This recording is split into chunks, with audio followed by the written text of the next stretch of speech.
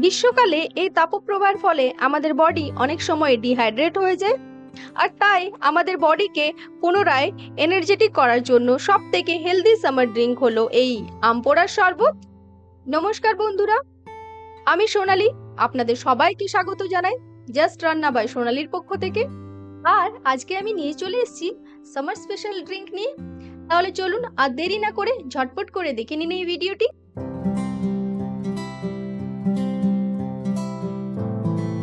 আর তার জন্য আমি এখানে সর্বপ্রথম নিয়ে নিলাম দুটো কাঁচা আম। আর এই আমটাকে আমি প্রথমেই ভালো করে ধুয়ে পরিষ্কার করে নিয়েছি। এরপর এই আমটাকে আমাদের পুড়িয়ে নিতে হবে। তার জন্য আমি গ্যাসের ফ্লেমটাকে অন করে ওর মধ্যে একটা স্ট্যান্ড রেখে দিয়ে আমি একে একে স্ট্যান্ডের উপর আমগুলো রেখে দিচ্ছি। প্রথমেই আমি গ্যাসের ফ্লেমটাকে হাই রেখে আমটাকে ভালো করে পুড়িয়ে নেব, আর তারপর গ্যাসের ফ্লেমটাকে লো করে আমি এই পুরো প্রসেসটি করে নেব।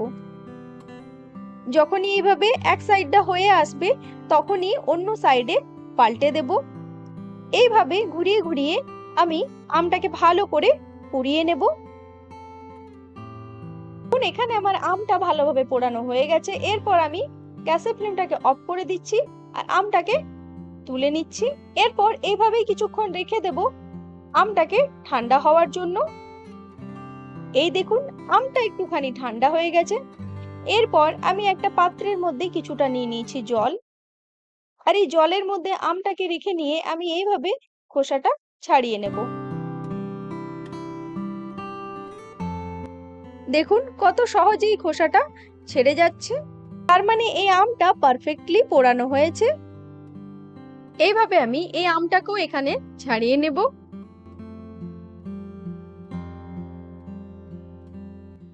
এই দেখুন, এখানে আমার দুটো আমেরই খোসা ছাড়ানো হয়ে গেছে।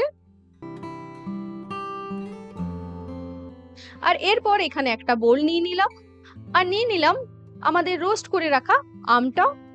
এই আম থেকে আমাদের আমের যে পাল্পটা আছে সেটা বের করে নিতে হবে। তার জন্য আমি এইভাবে হাত দিয়ে চটকে চটকে বের করে নিচ্ছি।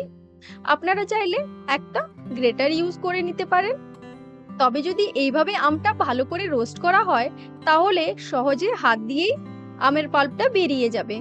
এই দেখুন, আমি এখানে আমের পাল্পটা বার করে নিয়েছি, আর এইভাবে আমের যে আটিটা আছে ওইগুলো ফেলে দিচ্ছি। এরপর প্রায় 2 থেকে 3 মিনিট আমের পাল্পটা নিয়ে এইভাবে হাত দিয়ে একটুখানি চটকে নেব। এই প্রসেসটা আপনারা চাইলে একটা মিক্সার গ্রাইন্ডার নিয়ে ওর মধ্যেও করে নিতে পারেন, তবে আমার মনে হয় হাত দিয়ে এইভাবে করলে এর যে টেস্টটা আছে এটা বেটার লাগে। এইভাবে হাত দিয়ে করলে আমের একটা দুটো কুচি যখন আমাদের মুখের মধ্যে পড়ে তখন একটা আলাদা ফ্লেভার অ্যাড হয়। এরপর আমি এখানে অ্যাড করে দিচ্ছি 4 চা চামচ পুদিনা পাতা আর কাঁচা লঙ্কা বাটা। আমি আপনাদের বলে রাখি, এখানে আমি আগের থেকেই এক আটি পুদিনা পাতা আর তার সাথে 4টি কাঁচা লঙ্কা একটা মিক্সার গ্রাইন্ডারে বেটে রেখে নিয়েছিলাম। এরপর দিয়ে দিচ্ছি স্বাদ মতো গুঁড়ো চিনি। এখানে আমি যে নর্মাল চিনি হয় সেটাকেই মিক্সার গ্রাইন্ডারে গ্রাইন্ড করে রেখে নিয়েছিলাম। আপনারা চাইলে নর্মাল চিনিও ইউজ করতে পারেন, কিন্তু এই চিনি ব্যবহার করলে তাড়াতাড়ি মেল্ট হয়ে যায়। এরপর এখানে দিয়ে দিচ্ছি স্বাদ মতো নুন, আর তার সাথে দিয়ে দিচ্ছি হাফ চা চামচ গোলমরিচের গুঁড়ো। তারপর একটা হুইস্কারের সাহায্যে আমি ভালো করে এই সবটাকে একসাথে মিক্স করে নেব।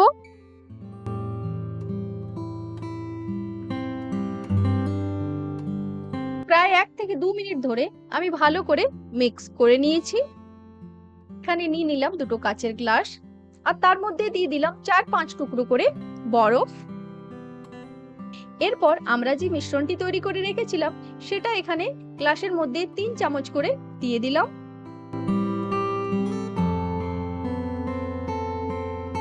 আর তারপরে আমরা এখানে দিয়ে দিচ্ছি গ্লাসের মধ্যে ঠান্ডা জল।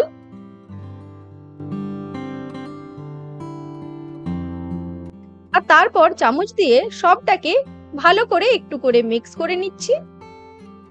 আর তারপর এখানে দিয়ে দিচ্ছি একটু করে শুকনো ভাজা জিরে। এখানে আমি জিরেটাকে একটুখানি রোস্ট করে নিয়েছিলাম, আর তারপর সেটাকে পাউডার বানিয়ে নিয়েছি। এরপর এখানে সাজানোর জন্য একটুখানি দিয়ে দিলাম পুদিনা পাতা। আর তার সাথে এভাবে দিয়ে দিচ্ছি স্লাইস করে কেটে রাখা লেবুটাকে। এরপর এই গ্লাসের মধ্যে আমি আরেকটু করে জল ঢেলে দিচ্ছি। তাহলে দেখলেন তো কত সহজেই তৈরি হয়ে গেল এই সামার শেক বা আম পোড়ার শরবত। আপনারা এই মিশ্রণটি একটা এয়ারটাইট কন্টেনারে ভরে ফ্রিজের মধ্যে 7 থেকে 10 দিন অনায়াসে রেখে দিতে পারেন। আর তারপর এই গরমে বাইরে থেকে কেউ বাড়িতে এলেই তাকে ঠান্ডা ঠান্ডা পরিবেশন করুন এই সামার শেক বা এই আম পোড়ার শরবত। আর তারপর আমাকে কমেন্টে লিখে জানাতে ভুলবেন না কেমন লাগলো আপনাদের এই সামার শেক। আর আমার এই আজকের ভিডিওটি যদি আপনাদের ভালো লেগে থাকে তাহলে অবশ্যই লাইক, শেয়ার, সাবস্ক্রাইব করুন। আর পাশে থাকা বেল আইকনটি প্রেস করে আমার পাশে থাকার অনুরোধ রইল। ধন্যবাদ। ভালো থাকবেন, সুস্থ থাকবেন।